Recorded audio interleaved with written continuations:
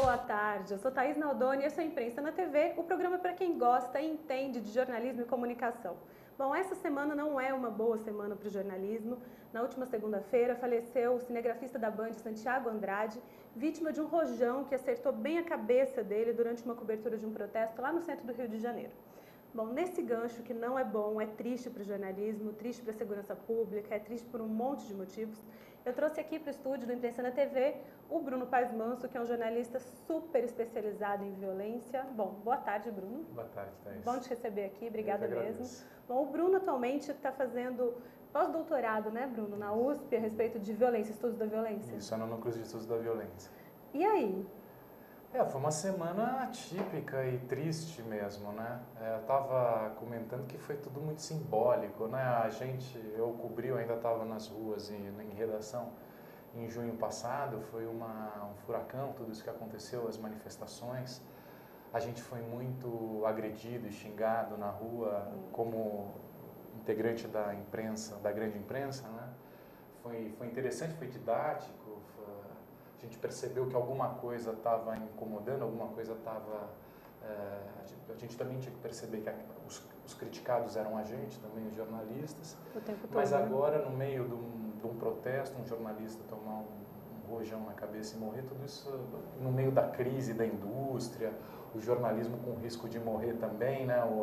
As grandes redações enxugando, tudo pareceu meio simbólico, foi bem triste. Bem triste mesmo. Bom, o Bruno, para vocês terem uma noção do gabarito do nosso convidado, ele trabalhou por quase 10 anos, né, no estado de São Paulo, antes na revista Veja, na Folha de São Paulo, enfim. E sempre voltado para esse tipo de cobertura, né, de metrópoles, cidades. É o meu assunto preferido, é o que eu escolhi, é o que eu mais gosto. Bacana. E o Bruno também é autor do livro O Homem X, que está aqui comigo. Eu não vou dar para vocês esse, desculpa, porque esse é meu. Mas é um livro ainda dá para encontrar na livraria, na editora? Eu acho que sim, eu não tenho certeza, mas na internet dá, acho que sim. Bruno, você acabou de inaugurar também o seu blog, né? São Paulo no Divã. Do que se trata o blog? A ideia é falar sobre São Paulo, junto com essa pesquisa que eu estou fazendo no Núcleo de Estudos da Violência. O meu mestrado e o meu doutorado foi sobre o crescimento e a queda dos homicídios em São Paulo. Eu conversei com muitos assassinos, uma parte do mestrado está nesse livro, No Homem X, perguntando por que eles matavam. A partir da explicação que eles deram, eu comecei a pensar um pouco sobre a dinâmica da violência e tal. Então, o São Paulo no Divã, a brincadeira que eu faço é o seguinte: eu acho que o jornalismo tem um papel, mais ou menos, de quando você vai no analista e você quer desabafar e descobrir sobre você mesmo, superar seus traumas, seus conflitos, você tem que olhar para si mesmo, racionalizar sobre os seus conflitos, etc. Eu acho que o jornalismo tem um pouco esse papel. A gente tem que olhar para a cidade, perceber os conflitos da cidade, as mazelas, analisar meio de uma forma afastada para descrever, pensar, gerar um autoconhecimento a respeito da cidade e superar. Então a ideia de São Paulo no Divã é um pouco essa, pensar a cidade, conhecer melhor a cidade de uma forma, um olhar mais afastado, mais crítico. Não estou dizendo que eu vou conseguir, mas a meta é essa. A ideia é essa, né? Sempre boa. Bom, como a gente estava dizendo aqui, o Bruno fez parte da cobertura das manifestações em junho, que nasceram aqui em São Paulo, né, Bruno? Essa insatisfação, você acha que veio de fato dos 30 centavos ou é outra coisa? O negócio é bem mais embaixo, o buraco é mais embaixo? Eu acho que foi inesperado, né? Pra gente foi surpreendente. Eu lembro quando começou, na primeira manifestação, estava na redação, um colega meu, Diego Zanqueta, lá do Estadão, estava na Câmara e eu lembro ele ter ligado para a redação falando: olha, o pessoal está botando fogo aqui na catraca, está tendo uma manifestação do Movimento Passe Livre. Aí todo mundo: puta, Movimento Passe Livre, de novo, vai dar em nada, deixa quieto, vai fazendo. Ele tinha que fazer outras coisas e tal, vai só monitorando e tal. Aí, de repente, a coisa começou a mudar de proporção. Foi para a Avenida Paulista, eles bloquearam a Avenida Paulista e a coisa já começou a ganhar uma dimensão diferente. Eu fui para a Avenida Paulista, a tropa de choque desceu na Avenida Paulista, parou a avenida às 8 da noite. Então a coisa começou a ganhar proporção conforme foi acontecendo. Na segunda manifestação já pararam a marginal do Tietê e na terceira manifestação teve aquele caso do PM agredido, etc., que já gerou um certo clamor para a próxima. Na quarta manifestação foi a da polícia, que espancou todo mundo e se sentiu autorizada a isso, então não teve problema em espancar na frente da televisão, tal, gerou a comoção nacional e aí a coisa se espalhou. Então, eu acho que foi um rastilho de pólvora sendo acendido, assim, foi um efeito dominó, a coisa foi saindo do controle, até pela dinâmica dos acontecimentos, pela violência envolvida, pela reação da polícia, foi tudo meio que uma bola de neve. Eu acho que, claro, que você tinha uma questão social represada aí, mas também teve a forma como foi acontecendo, a forma como a polícia reagiu, como foi exposto, a comoção que isso foi causando, que acabou gerando uma epidemia de insatisfação no Brasil inteiro que fugiu do controle, né? E a partir daí, várias outras manifestações aconteceram até culminar nessa última, né? A mídia apanhou muito nessas manifestações, né, Bruno? Eu até no blog eu estava comentando, porque o pessoal começou a falar muito dos black blocs, mas essa tática de violência, o que eu comentei, é que teve um papel na disseminação dos protestos no Brasil. Concorde-se com ela ou não, a desobediência civil, quebrar a vidraça de ônibus, quebrar os vidros dos ônibus, quebrar as vidraças dos bancos, acabou de alguma forma servindo de estratégia para desnortear as autoridades e a polícia e causar a comoção que causou na Quinta Passeata. Então, concorde-se ou não, foi uma tática nova que funcionou. O resultado foi que os black blocs, uma segunda geração de black bloc, começou a vir a partir de julho para as ruas, que não era os black blocs ligados ao MPL e direcionados a uma tática objetiva de redução da tarifa. Era um pessoal que percebeu que funcionava, poderia funcionar os atos de vandalismo político, etc. Começou a meio que desabafar nas manifestações e quebrar tudo, mas sem mais um propósito político claro. Então você vê que era uma geração, eu conversei com muitos, era a molecada vinda de uma periferia não muito distante, que fez faculdade privada, talvez uma classe C, que se esforçou, mas que era maltratada ainda pela cidade, que tinha uma raiva contida, que era meio exposta nas passeatas. Conforme foi se repetindo, sem esse norte, sem esse propósito, sem esse rumo muito claro, como teve com o MPL, foi se desgastando e foi perdendo apoio. Então, quando aconteceu esse caso, você já tinha uma contrariedade, uma reação, as pessoas já não engoliam mais o vandalismo por si só, né? Era uma coisa que não fazia mais o efeito que fez em junho. Então já estava desgastado, já estava sem apoio, foi uma decadência do apelo popular comparado com um ano antes. Então, foi um processo de desgaste, mesmo que eu acho que agora esse tipo de ação violenta já não faz mais sentido como fez no começo. E o governo não soube responder adequadamente a isso, né, Bruno? Nem o governo federal, nem o governo estadual, nem o governo municipal. Eles estão com muita dificuldade de entender o que está acontecendo e dar uma resposta correta, né? E eu acho que isso as manifestações conseguiram expor mesmo, né? A precariedade, ou a incapacidade, ou a incompetência das nossas autoridades, do Estado, das nossas instituições, a dificuldade que tem para lidar com a questão da ordem, a polícia, de repente, tendo que tentar colocar, tá certo que era uma novidade, era difícil lidar com a situação, mas vai lá e espanca pessoas que estão de joelho na frente das câmeras, você vê que veio à tona de alguma forma todos os nossos poderes, enfim, todo mundo, a gente sabe que nas periferias isso acontece, as pessoas reclamam, eu que cubro essa área, a gente ouve muita reclamação. Então quando essa manifestação de certa forma expôs tudo isso, né? E a nossa democracia, a fragilidade da nossa democracia, essa demanda por melhorar as instituições, tudo isso, essa molecada aí, eu acho que de alguma forma conseguiu fazer a gente repensar no país que a gente está vivendo, no Estado, na política, na representatividade, nas instituições. É difícil lidar com a democracia, até porque a gente não percebe, mas a nossa democracia é muito jovem, né? Sim. Está engatinhando. Então, Sim. Realmente, trabalhar no espírito democrático, às vezes as pessoas confundem um pouco a liberdade com a libertinagem, aquela coisa toda. Sim. Realmente é difícil, né, de trabalhar com isso. E algumas autoridades também, e as próprias instituições, né? A gente fica lendo, o pessoal, às vezes eu acho engraçado, o pessoal desses blogs mais conservadores, tal, que também tem uma voz importante e repercute. Então eles falam, mas vocês criticam a polícia, vocês estão destruindo nossa autoridade. Eles têm aquele discurso do Tea Party americano, só que uma coisa é você falar das instituições americanas que têm uma legitimidade, uma história democrática, eles falando da nossa, como se a gente vivesse nos Estados Unidos, parece, também falando de análise do divã, parece, os americanos estão falando daquele pai exemplar, né, íntegro, bom caráter, e a gente está falando daquele pai bêbado que nos espanca, nos bate, dá esporro e bebe, gasta dinheiro no jogo e defendendo o pai como se fosse o mesmo pai, né? O pai e o Estado, na verdade, né? Então, vocês falam mal do Estado, pô, mas o Estado é o pai bêbado que nos espanca e gasta dinheiro no prostíbulo e no jogo, no cassino. Né? Você acha que a Copa do Mundo a gente vai ter de fato um problema de manifestantes, de manifestações?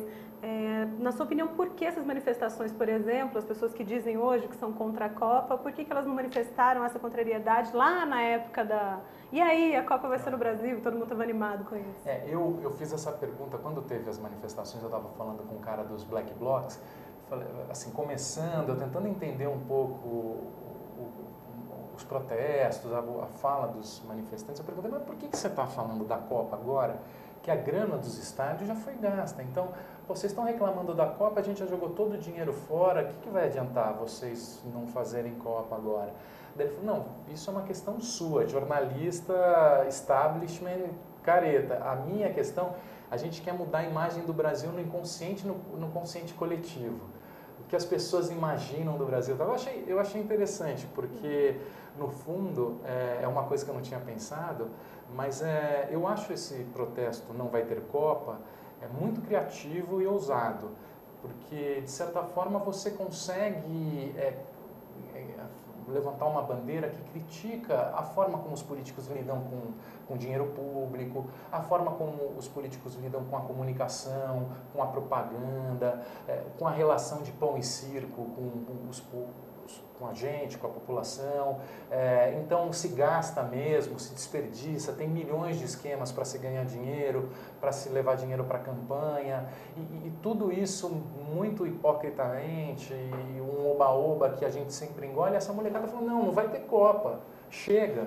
Então eu acho muito simbólico, acho uma bandeira muito interessante e que coloca esses políticos da nova democracia, da nova república, etc., de um lado só, para se repensar, e para se repensar uma nova forma de fazer política. Eu acho a bandeira legal, só que é aquilo que eu comentei com você, eu acho que a tática Black Bloc, a tática da violência já se desgastou.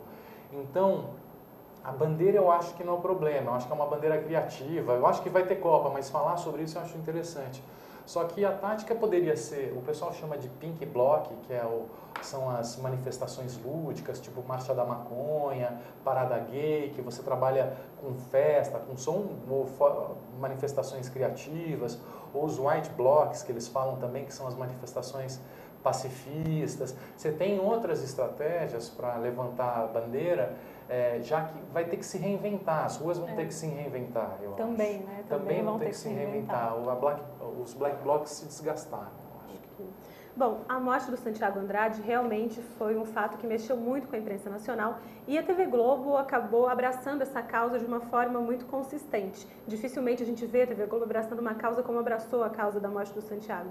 Então a gente queria mostrar para vocês aqui, para debater aqui com o Bruno, o editorial que a Rede Globo leu, quem leu foi o William Bonner no Jornal Nacional, falando a respeito dessa morte. Vamos lá. A Rede Globo divulgou hoje o seguinte editorial. Não é só a imprensa que está de luto com a morte do nosso colega da TV Bandeirantes, Santiago Andrade. É a sociedade. Jornalistas não são pessoas especiais, não são melhores nem piores do que os outros profissionais. Mas é essencial numa democracia um jornalismo profissional que busque sempre a isenção e a correção para informar o cidadão sobre o que está acontecendo. E o cidadão, informado de maneira ampla e plural, escolha o caminho que quer seguir. Sem cidadãos informados não existe democracia. Desde as primeiras grandes manifestações de junho, que reuniram milhões de cidadãos pacificamente no Brasil todo, grupos minoritários acrescentaram a elas o ingrediente desastroso da violência. E a cada nova manifestação passaram a hostilizar jornalistas profissionais. Foi uma atitude autoritária, porque atacou a liberdade de expressão. E foi uma atitude suicida, porque sem os jornalistas profissionais, a nação não tem como tomar conhecimento amplo das manifestações que promove. Também a polícia errou, e muitas vezes.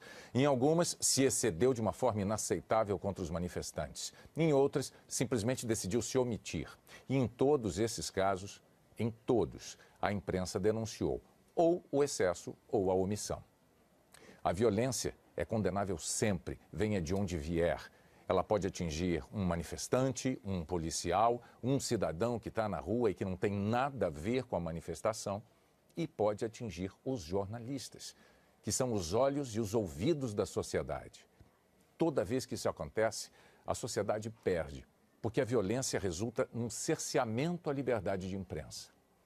Como um jornalista pode colher e divulgar as informações quando se vê entre paus e pedras e rojões de um lado e bombas de efeito moral e bala de borracha do outro?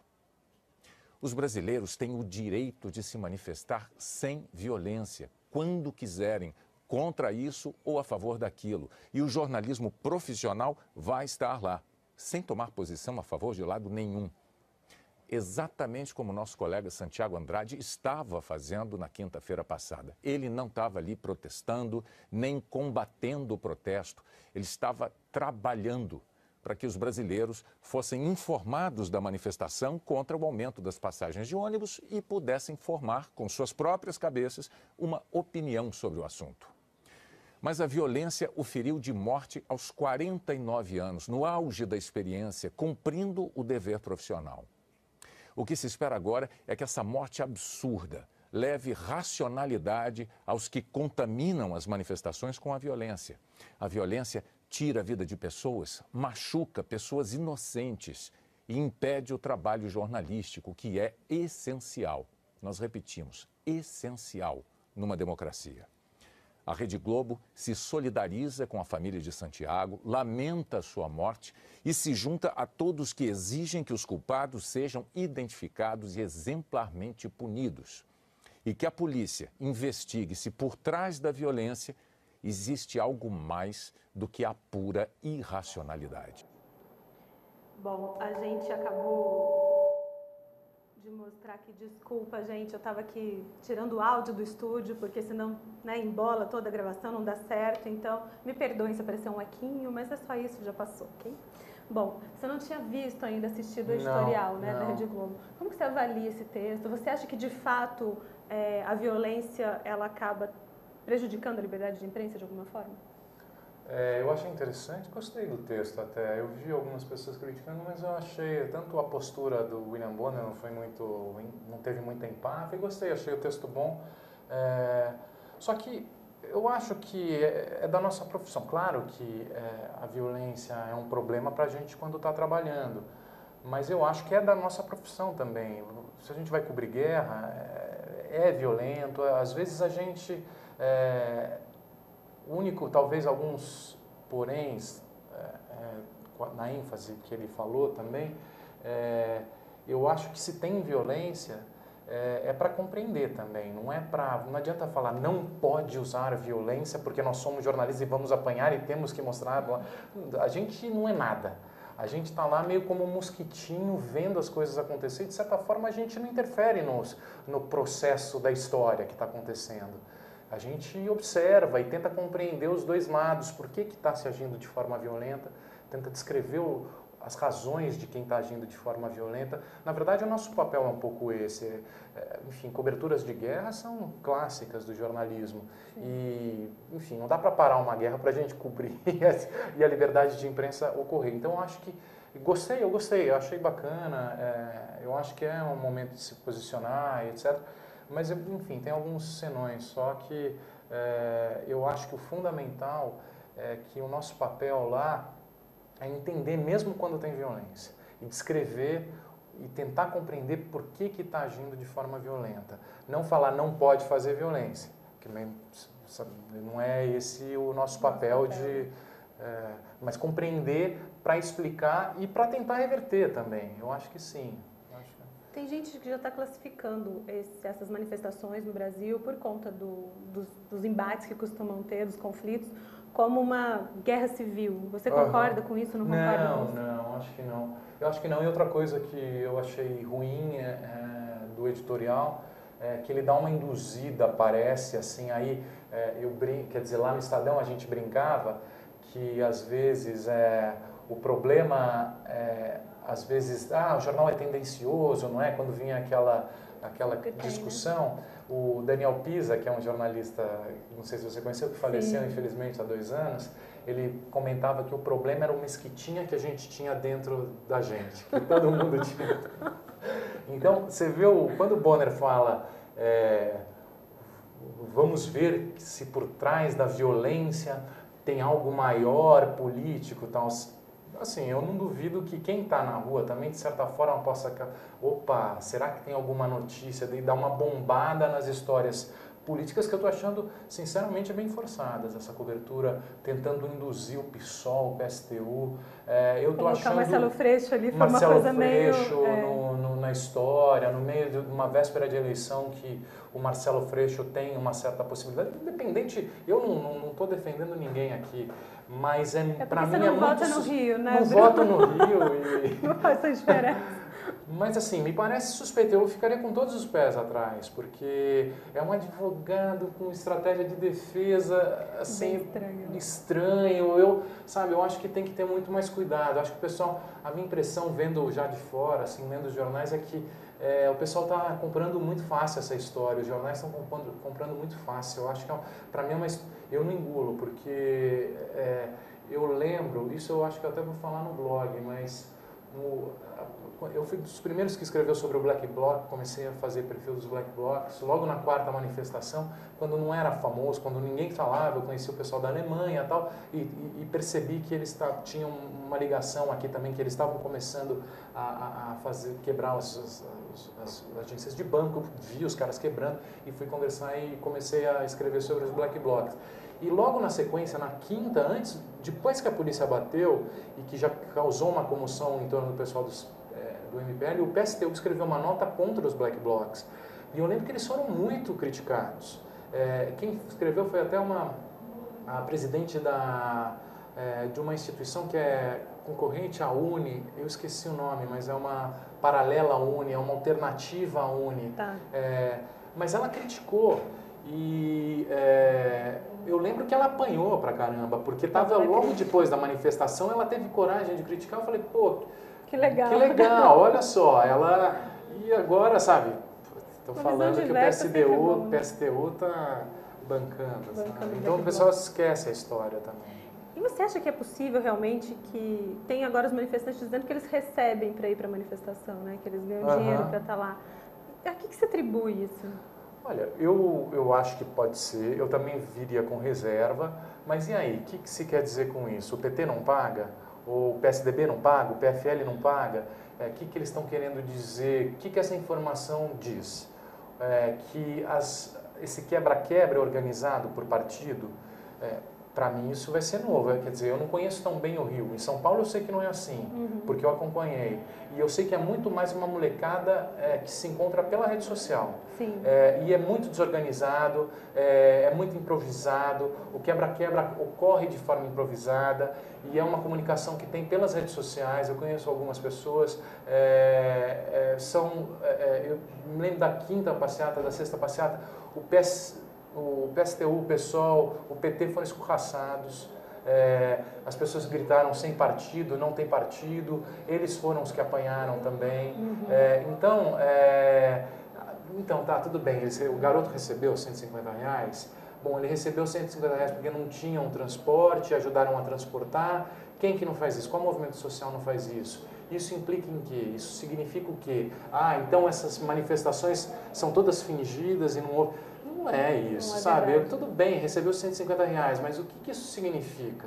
O lance é que o que acontece, a notícia chega, a informação chega e nunca existe uma análise. E aí, não esmiuça. Então, se estão querendo dizer que pelo fato de pagar R$150, teve um orquestramento político dos partidos de esquerda para desestabilizar o PT, ou o governo, eu acho que isso é uma cascata absurda.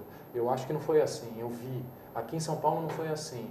Você não teve foi uma coisa muito espontânea de redes sociais, muito horizontal, não teve essa verticalização, você não tinha lideranças, não tinha ninguém que falava pelos black blocs, eu era disseminado mesmo.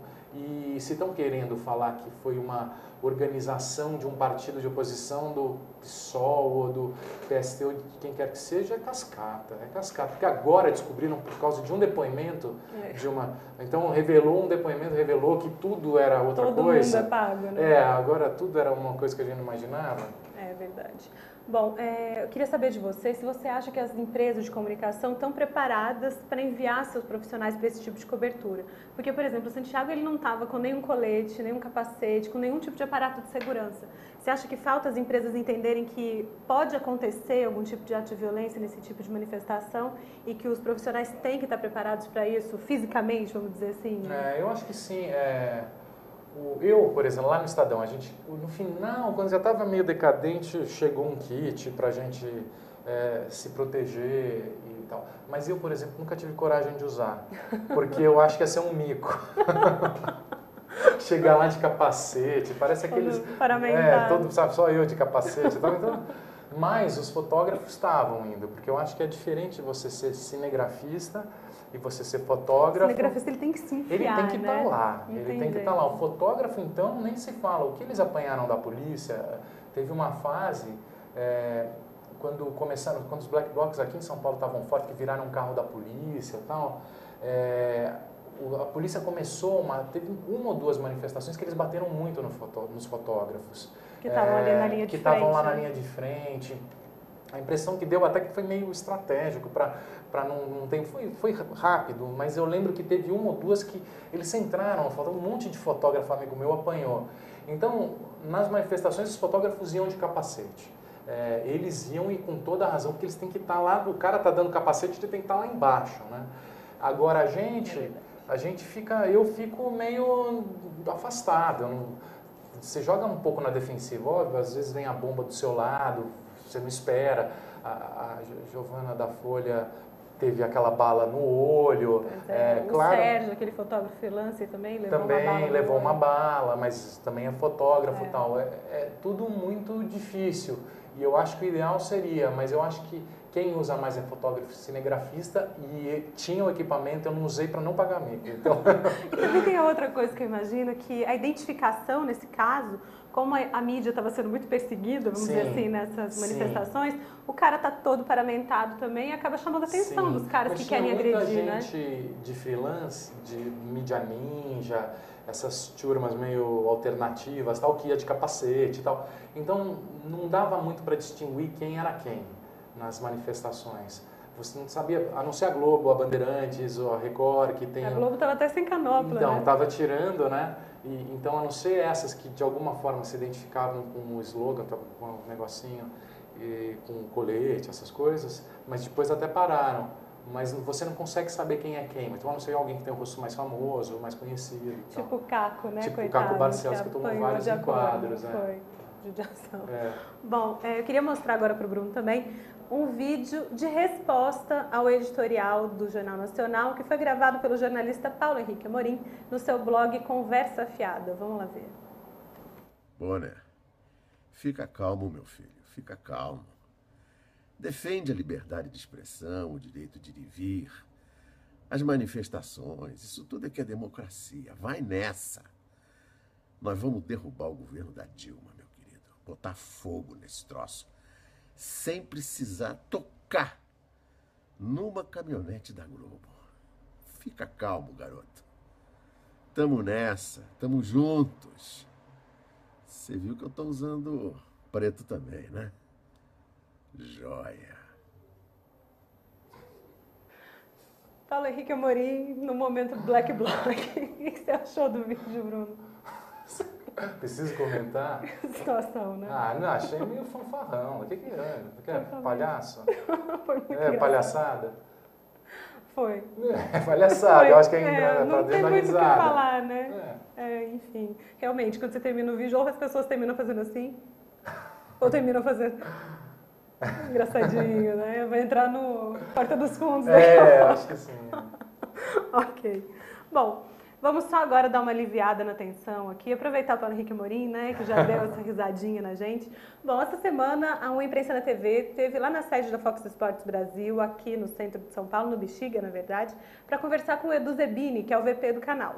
O Edu vai ser o entrevistado do mês da revista Imprensa também, e a gente trouxe um teaserzinho para você acompanhar, para saber mais ou menos o que vai acontecer na revista. Vamos lá. O Imprensa na TV aporta no Fox Sports para falar a respeito de Copa do Mundo com Edu Zebini, o VP do canal. Vocês vão poder também ver a entrevista completa na revista Imprensa do mês de março.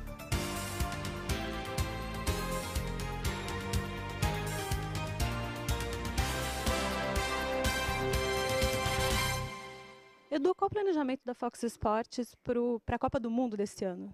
Na Copa do Mundo nós vamos ter unidades móveis em todas as sedes, vamos acompanhar o Brasil, os adversários do Brasil, vamos envolver mais de 250 pessoas nessa cobertura. Bacana. Bom, é a primeira Copa do Mundo desde que a Fox chegou ao Brasil, né? A expectativa dos profissionais está muito grande, a expectativa do público, que retorno vocês estão tendo? Enorme, principalmente porque nós temos a novidade do Falcão, trabalhando num canal dentro de uma condição diferenciada que ele vinha fazendo anteriormente, então todos estão motivadíssimos e estamos aí já na fase final de planejamento de toda essa grande cobertura que nós faremos. Bacana. O canal Fox Sport 2, ele veio para dar vazão a mais os eventos que vocês têm, além da Copa do Mundo? Sem dúvida, nós temos uma quantidade grande de eventos, por exemplo, nós temos 2 jogos do Campeonato Italiano, nós temos 5 jogos do Campeonato Inglês, 10 do Campeonato Argentino, e a gente não estava conseguindo colocar isso tudo num só canal. Né? Então o fã, o apaixonado pelo esporte, que gosta da NASCAR, que gosta do basquete, do tênis, vão ter mais possibilidades conosco no Canal 2. Okay. E como fã pode participar da Fox Sport?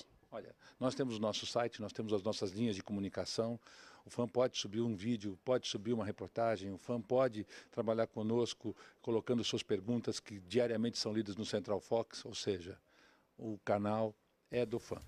Muito obrigada e boa sorte. Obrigado a vocês, muito obrigado.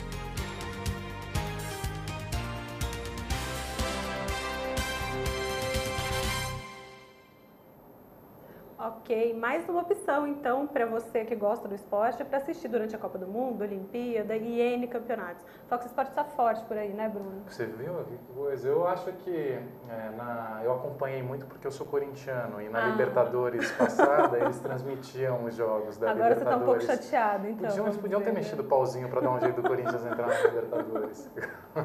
E bom, então, desculpa te cortar. Mas é interessante para o mercado, né? Porque o mercado de jornalismo esportivo estava super marasmado até a entrada da Fox. Né? Pois é. Uma opção, mas eu gosto, adoro esporte. Tá? Eu gosto muito da SPN também, a Sport TV, são duas que eu acompanho. Hoje TV a cabo virou a opção, praticamente. É verdade.